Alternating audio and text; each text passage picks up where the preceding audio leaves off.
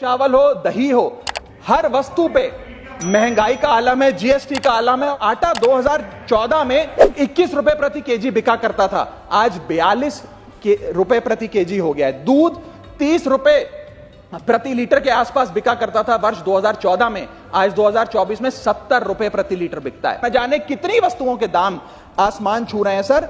और अगर यही रफ्तार रही महंगाई की तो जितनी रफ्तार से 303 से 240 पर आए हैं, उससे तेज रफ्तार से 240 से 120 पर आएंगे सर ये लोग। एसएमई सेक्टर जो नौकरियां देता है, छोटे उद्योग हैं, उसमें जीएसटी कम करिए और एसेंशियल कमोडिटीज दूध, दही, चावल, रोटी, चावल, आटा, उस पर कम से कम जीएसटी विड्रॉ करिए। जिसे गहरा संकट टैक्स या गब्बर सिंह टैक्स के नाम से आज देशवासी जानते हैं, रोटी हो, कपड़ा हो, मकान हो, हर चीज पे जीएसटी लगा लगाकर हमने इस देश के इन्फ्लेशन पर भी जीएसटी लगा दिया। सारी चीजें महंगी हो गई।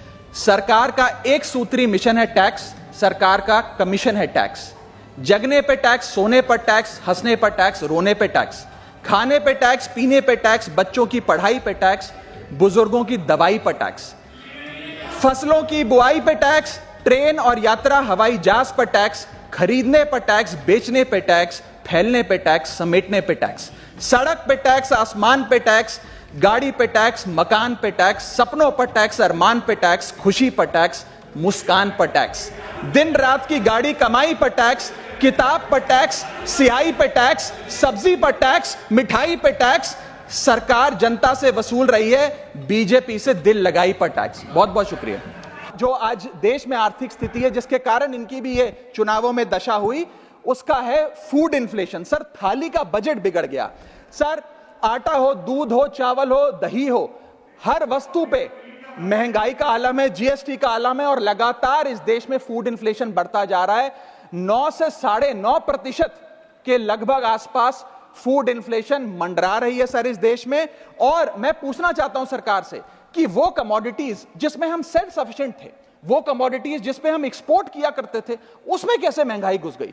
और अगर वो कमोडिटीज भी महंगी हो गई हैं तो उसका फायदा किसान को क्यों नहीं मिलता?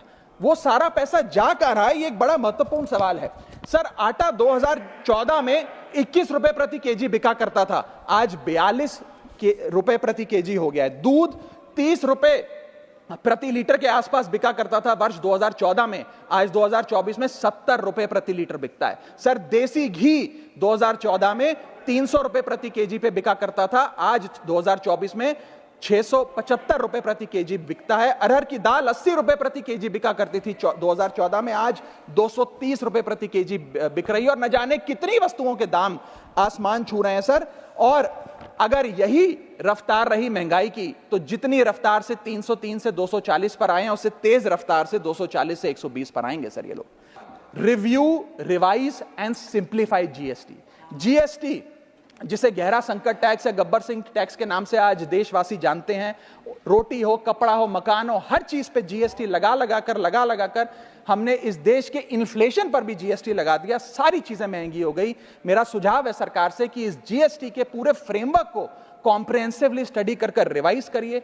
एक्सपोर्ट ओरिएंटेड सेक्टर्स में जीएसटी कम करिए ताकि हम ग्लोबली कंपेटिटिव बन सकें।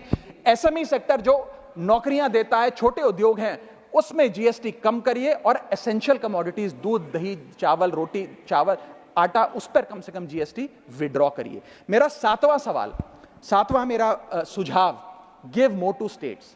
India is a union of states. States की जेब में थोड़ा पैसा डालिए। कोलिशन पॉलिटिक्स के कंपल्शन हम समझते हैं कि आपको बिहार को, आंध्र प्रदेश को ज्यादा पैसा देना था, लेकिन उन राज्यों ने जिन्होंने आपको भरपूर वोट दिया, गुजरात ने, दिल्ली ने, मध्य प्रदेश ने, उड़ीसा ने, झारखंड ने, छत्तीसगढ़ ने, जिन लोगों ने अपने राज्यों की लगभग सारी सीटें आपकी झोली में डाल दी, उनसे क्या गलती हुई? उन राज्यों को आपने दिया एक एक झुंझुना और बाकी 2 राज्यों को पे सब कुछ लौटा दिया। तो ये डिस्क्रिमिनेटरी फेडरलिज्म नहीं होना चाहिए, कोऑपरेटिव फेडरलिज्म होना चाहिए। ये गुहार में लगाना चाहूंगा। और इस सरकार को एक बुरी आदत है सेस और सरचार्ज लगाकर पैसा वसूलने की। सेस और सरचार्ज वो टैक्स है सरकार का जिसे उन्हें राज्यों के साथ बांटना नहीं पड़ता, वो डिविजिबल पूल में नहीं जाता। इसीलिए सरकार सेस और सरचार्ज लगा लगाकर आम आदमी से पैसा वसूलती है। मैडम, अगर केंद्र सरकार 100 रुपए कमाती है तो उसमें से 18 रुपए सेस और सरचार्ज के जरिए कमाती है, यानी कि मात्र 82 रुपए 100 में से 18 हटा दीजिए, 82 रुपए डिविजिबल पूल में जाता है जो राज्यों में बांटा जाता है, 18 रुपए सीधा सरकार की जेब में जाता है। मैं अनुरोध करूंगा कि सेस और सरचार्ज की या तो इस प्रथा को बंद करें या वो भी डिविजिबल पूल में डालकर स्टेट्स के साथ बांटे। मेरा 8वां सुझाव, जीएसटी कॉम्पनसेशन जो राज्यों के लिए बंद कर दिया गया है उसे कम से कम 5 साल और दीजिए। कई ऐसे राज्य हैं, तमिलनाडु है, महाराष्ट्र है, पंजाब है, गुजरात है, जिनकी अर्थव्यवस्था आज जीएसटी कॉम्पनसेशन के पैरों पे खड़ी हुई है, जो आज हमारे बजट का 10 से 15% हिस्सा इनकम का जीएसटी कॉम्पनसेशन से आता है। मैं अनुरोध करना चाहूंगा सरकार से कि कम से कम 5 साल और जीएसटी कॉम्पनसेशन देकर इन राज्य सरकारों की मदद की जाए। और अंत में बस मैं यही अपनी बात बोलकर खत्म करूंगा मैडम, कि इस बजट ने टैक्स बढ़ा बढ़ाकर इस देश के आम आदमी के खून चूसने का काम किया। मैं अनुरोध करूंगा कि डायरेक्ट टैक्स हो या इनडायरेक्ट टैक्स हो, इस पूरी व्यवस्था पे एक बार फिर से गौर फरमाया जाए। जो मैंने शुरुआत में कहा था उसे दोहराऊंगा, हम 10 रुपए अगर कमाते हैं तो उस पे 3 साढ़े 3 रुपए इनकम टैक्स लगता है, उस पे 2 से 2.5 रुपए जीएसटी खा जाता है, 1.5 रुपए का कैपिटल गेन टैक्स लगता है, आधे पैसे का सरचार्ज और सेस लगता है, यानी कि 10 रुपए में से 6 से 7 रुपए सरकार की जेब में चले जाते हैं। यानी कि अगर आप साल में 10 रुपए कमा रहे हैं तो 7 से 8 महीने की जो आपकी कमाई है वो सरकार ले जाती है, मात्र 3-4 महीने की कमाई आपकी जेब में आती है, और उस पर भी अन्य प्रकार के टैक्स लगते हैं। और उसके बदले में हमें कोई सुविधाएं नहीं मिलती है, ना ट्रांसपोर्ट, ना हेल्थ केयर, ना कोई इंफ्रास्ट्रक्चर, कोई ऐसे जैसे और बड़े बड़े विकसित देशों में, United states of America, United kingdom, European countries में जो हाई टैक्स रिजीम्स मानी जाती हैं, उनमें नागरिकों को सुविधा दी जाती है, लेकिन उसके बदले में दिल्ली में, हिंदुस्तान में, देश भर में कोई ऐसी सुविधा केंद्र सरकार नहीं देती है। इसीलिए यह कहा जाता है that we impose taxes like the Europeans do to get services like sub Saharan countries. मैं अनुरोध करूंगा सरकार से कि इस टैक्स फ्रेमवर्क को, डायरेक्ट हो या इनडायरेक्ट टैक्स हो, उसका भी एक कॉम्प्रिहेंसिव रिव्यू करे। पहले तो मैं सरकार के मंत्री नितिन गडकरी जी का जो एक चिट्ठी सामने आई, उन्होंने अपनी सरकार के वित्त मंत्री को चिट्ठी लिखते हुए कहा कि लाइफ इंश्योरेंस और हेल्थ इंश्योरेंस पर जो 18% जीएसटी लगाया उसे वापस लिया जाए।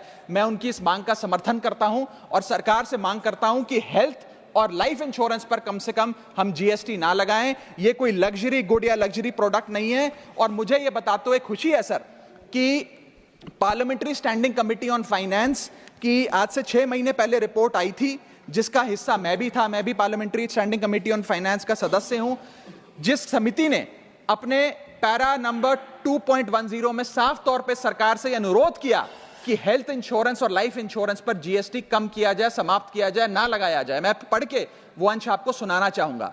The committee feels that there is a need to rationalise the GST rate on insurance products, especially health and term insurance, which is 18% at present. The high rate of GST results in a high premium burden which acts as a deterrent to getting in insurance policies. The committee, with a view to make insurance more affordable, recommends that GST rates applicable to health insurance products, particularly retail policies, etc., should be reduced. हमारा यह प्रयास होना चाहिए कि एक परिवार, sir बस समाप्त कर रहा हूं, अभी तो मेरा समय रह गया, 1-2 मिनट आप थोड़ा ज्यादा दे दीजिएगा तो सर कुछ फर्क नहीं पड़ेगा, मैं अपनी बात समाप्त कर लूंगा।